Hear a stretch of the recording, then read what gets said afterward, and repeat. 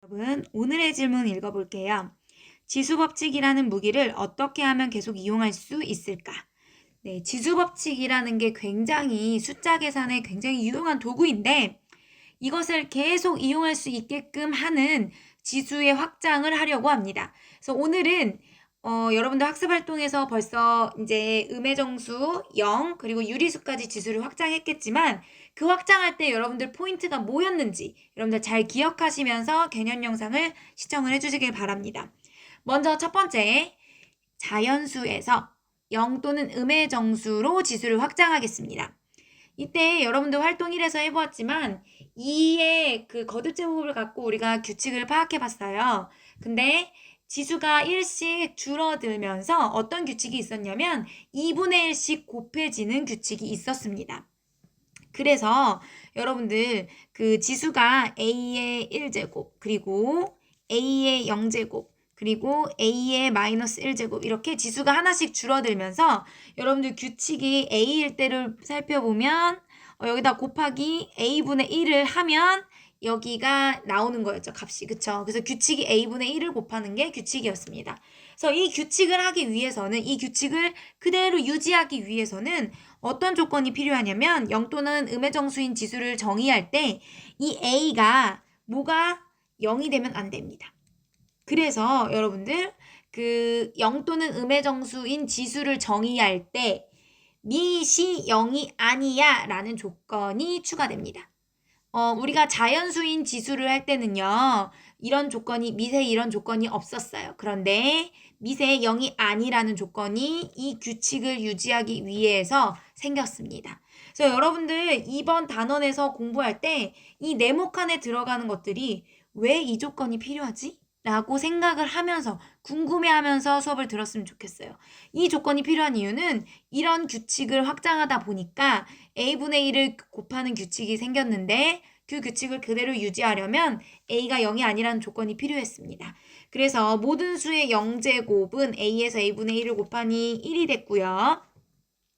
그리고 a의 마이너스 n제곱 음수 지수일 때는 자 순서가 있어요. 순서가 뭐냐면 a의 역수를 먼저 취하고 그 a의 역수의 n제곱을 하는 겁니다. 그래서 다시 쓰면 a n제곱분의 1이다 이렇게 됩니다. 그래서 여러분들 음수지수일 때 이렇게 구한다. 그래서 여러분들 음수지수일 때 계산하실 때 항상 제일 먼저 해야 되는 것은 자, 첫 번째 역수를 취하는 게 제일 먼저 해야 하는 것이고요. 두 번째 지수를 곱하는 겁니다. 그러니까 음수인 지수를 양의 지수로 바꾸기 위해서 절차가 먼저 역수로 바꾸고 그러면 양수지수로 바꿀 수 있다는 얘기입니다. 그럼 여기 계산해 볼게요. 2의 마이너스 3제곱은 자 음수지수를 양수지수로 바꾸기 위해서 2를 뭐한다? 역수치한다. 그것의 세제곱 그래서 8분의 1이 되고요. 자 2분의 1의 마이너스 2제곱은 어떻게 한다? 음수지수를 양수지수로 먼저 바꾸기 위해서 2분의 1의 역수 2의 제곱 이렇게 되는 겁니다. 그래서 4가 되고요. 자, 제일 어려운 난이도 마이너스 3분의 2 분수가 나왔어요. 그러면 제일 먼저 하는 거 그래요. 역수치하는 일. 마이너스 2분의 3 역수치했죠? 그것에 자 역수치했으니까 이제 음수지수를 양수지수로 바꿀 수 있다. 네, 그래서 마이너스 3번 곱하니까 마이너스 3도 3번 곱하니까 27 2 3번 곱해서 8. 그래서 여러분들 기억하실 때 순서 음의 정수지수일 때는 역수치하고 그 다음 양수지수로 바꾼다 입니다. 그래서 자 0 또는 음의 정수인 지수까지 확장을 해보았고 우리는 지수법칙이라는 무기를 어떻게 하면 계속 이용할까라는 측면에서 이 0 또는 음의 정수인 지수를 정의했기 때문에 여기에서도 마찬가지로 A의 단서 조건이 붙는데 0이 아니라는 조건 하에 지수법칙을 쓸 수 있습니다. 그래서 지수법칙 그대로 유지해서 쓸 거예요, 여러분들. 곱하기일 땐 지수끼리 더한다. 나누기일 때는 지수끼리 뺀다. 자, 지수끼리 곱한다. 그리고 지수를 어떻게 할 수 있다? 분배할 수 있다. 예, 이 지수법칙 그대로 유지해서 쓰셔도 됩니다. 어떤 조건이 있을 때? 미시 0이 아니라는 조건이 있을 때에는. 자, 넘어갑니다. 자, 그러면 유리수인 지수로 넘어가 보려고 합니다.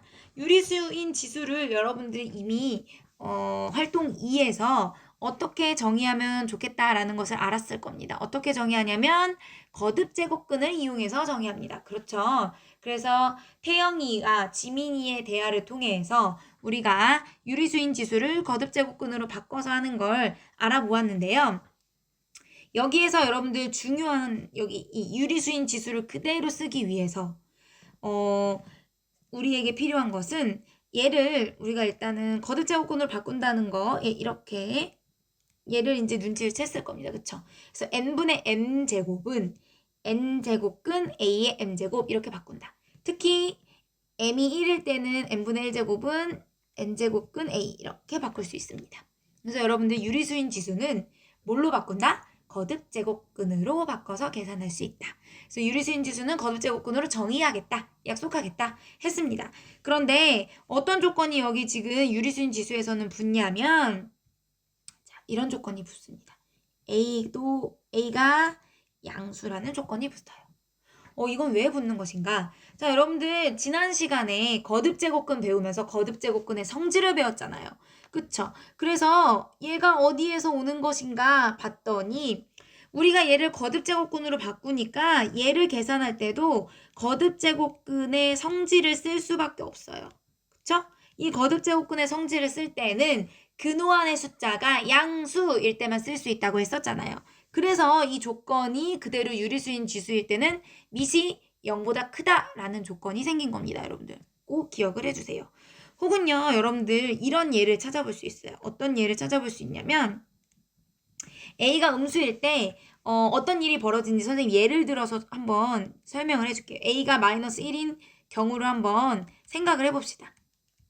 생각을 해볼게요. 그래서 생각을 해보면 마이너스 1이면 마이너스 1을 우리가 뭐라고도 표현할 수 있냐면 유리수 지수로 바꿔서 3분의 3으로도 바꿀 수 있어요. 그리고 어떻게 또 바꿀 수 있냐면 마이너스 1에 2분의 2제곱, 2분의 2승으로 바꿀 수도 있어요. 그래서 이 두 가지 표현을 바꿀 수 있죠. 마이너스 1에 1제곱이니까 1 대신에 유리수 지수로 바꾼 겁니다. 그래서 이렇게 보면 얘는 그대로 마이너스 1에 얘는 1제곱이니까 마이너스 1이 나옵니다. 그런데 얘는 거듭제곱근 표현으로 유리수인 지수의 약속대로 이렇게 바꿔볼게요. 바꿔보면 제곱근이니까 원래 2 안 써도 되지만 선생님 썼어요. 마이너스 1에 제곱 이렇게 들어가요. 맞죠? 2분의 2제곱이니까 이렇게 들어가죠. 그러면 얘가 어떻게 되냐면 마이너스 1의 제곱이 돼서 1이 돼요. 그러니까 1이 됩니다. 그래서 계산 결과가 어떻게 돼요? 서로 같지 않는 상황이 발생합니다. 그래서 A가 밑이 이렇게 음수인 경우에는 분수인 지수의 표현 방법에 따라서 표현 방법이 3분의 3이냐 2분의 2냐에 따라서 결과가 달라질 수 있어요. 이렇게. 그렇기 때문에 이런 모든 경우를 차단하기 위해서 밑이 0보다 크다라는 조건이 생긴 겁니다. 꼭 기억을 해주시고요. 그러면은 우리 이걸 토대로 한번 유리수인 지수 한번 근호로 바꿔볼게요. 자, 이거 먼저 하기 전에 여기는 어떤 조건이 필요하다? 그래요. 문제에서 A가 0보다 크다라는 단 조건은 달아놨을 겁니다. 여러분들 꼭 기억해 주시고 우리 이거부터 먼저 볼게요. 5의 7분의 1제곱은 어떻게? 이렇게 바꿀 수 있다. 7제곱근 5. 그 다음 얘는요 어떻게 바꿀 수 있죠? 얘는 근호로 이미 되어 있으니까 유리수 지수로 바꿔볼게요. 얘는 선생님 눈에 16은 2의 4제곱으로 보여요. 그쵸? 그러면 2의 3분의 4제곱. 여기가 분모, 여기가 분자예요. 기억하세요? 그 다음 얘는요 유리수 지수로 바꿔봅시다. 5의 마이너스 10분의 4제곱. 다시 바꿔서 5의 마이너스 5분의 2제곱입니다. 그러면 여러분들 보실 때, 자, 얘들아, 이 5분의, 마이너스 5분의 2는 볼 수 있는 방법이 두 가지가 있어요. 마이너스 5분의 2로 볼 수도 있고요. 혹은 5분의 마이너스 2로도 볼 수 있어요. 맞죠, 여러분들? 그러면 둘 중에 아무거나 해도 상관이 없는 것일까요? 아니면 둘 중에 하나만 되는 것인지 한번 고민을 해봐야 돼요. 어떤 걸 음수로 봐야 하는 것인가? 자, 첫 번째 경우, 이 경우를 선택한다면 마이너스 5제곱근의 5의 제곱이 되는 거고요. 그리고 5제곱근 5의 마이너스 2제곱이 되는 겁니다. 자, 여러분들 제곱근 해봤잖아요. 마이너스 5제곱근 있었어요? 없었어요. 제곱근, 세제곱근, 네제곱근, 5제곱근 이런 식으로 돼 있었죠. 그래서 여기 보세요. 이 마이너스 5는 우리가 쓰지 않기 때문에 이런 것 때문에 여기에 이런 조건이 추가가 되어 있습니다. 유리수 지수일 때는 여기 분모에 들어가는 것이 2보다 커요 라는 조건이 그래서 들어가 있는 거예요. 여기 거듭 제곱근 할 때 우리는 2 이상인 것만 제곱근, 세제곱근 이야기를 하기 때문에. 자, 그래서 여러분들 음수지수일 때 여기가 5고 얘를 음수지수로 보셔야 돼요. 양수. 얘는 양수, 분모는 양수, 분자는 음수. 그래서 얘를 정리하면 이렇게 되는 거죠. 5의 제곱 25분의 1 이렇게 되는 겁니다. 그러면 얘도 자연스럽게 5제곱근 a의 마이너스 2제곱이 되고요. 얘도 바꾸면 a의 제곱분의 1 이렇게 되겠죠. 그래서 여러분들 그것도 유리수 지수일 때 여러분들이 기억해 주셔야 되는 것. 첫 번째, 미시 양수라는 것. 그리고 두 번째는 이렇게 음수 유리수 지수가 나왔을 때 분모는 양수로 봐야 한다는 것입니다. 자, 이렇게 보면 안 된다. 그런 얘기입니다. 자, 그래서 우리는 원칙이 뭐였다고요? 지수 법칙을 계속 유지해서 쓰는 걸 원해요. 그렇기 때문에 자, 여기 A가 양수란 조건 꼭 있어야 됩니다. 그쵸? 그리고 양수이라는 조건 하에서는 유리수 지수일 때 그대로 여러분들 이걸 쓸 수 있다. A 곱하기일 땐 지수끼리 더한다. 나누기일 때는 지수끼리 뺀다. 지수끼리 어떻게 한다? 곱한다. 그리고 지수를 분배할 수 있다. 예. 그래서 여기에 A도 양수고 B도 양수란 조건이 필요하겠네요. 그쵸? 네. 그래서 여기에도 여러분들 B가 0이 아니란 조건이 필요하겠네요. 여기 B도 있으니까 밑에. 자, 그러면은 선생님이랑 마지막으로 이거 계산하면서 끝냅시다. 자, 그럼 어떻게 하라고요? 이거 지수끼리 어떻게 해도 된다. 더해도 된다. 지수끼리 더하다. 지수 법칙 그대로 유지할 수 있게끔 우리가 유리수 지수를 정의했어요. 그래서 7의 6분의 2, 6분의 1, 6분의 3이네요. 그러니까 루트 7 이렇게 될 거고요. 그쵸? 그 다음 여기 갑니다. 지수를 어떻게 해도 된다? 분배해도 된다. 분배해도 된다예요. 그래서 2에 마이너스 10분의 3 곱하기 5분의 3. 그쵸? 곱하기 5에 5 곱하기 5분의 3입니다. 그냥 원래 지수끼리 곱하는 거 그대로 하시면 됩니다. 그래서 여기 계산하시면 2에 뭐가 됩니까? 마이너스 여기 3분의 10이었군요, 여러분. 그쵸? 여기가 선생님 고쳐서 쓸게요. 3분의 10. 그래서 얘가 지금 약분이 돼서 여기 2만 남네요. 그쵸? 맞죠? 그리고 여기 곱하기 5에 약분해서 맞죠? 여러분들 약분해서 세제곱. 자, 그래서 계산해주면 125분의 4. 그래서 이렇게까지 해서 여러분들 유리수 지수 계산하고 정의하고 하는 것까지 해보았습니다. 네, 여기까지 할게요.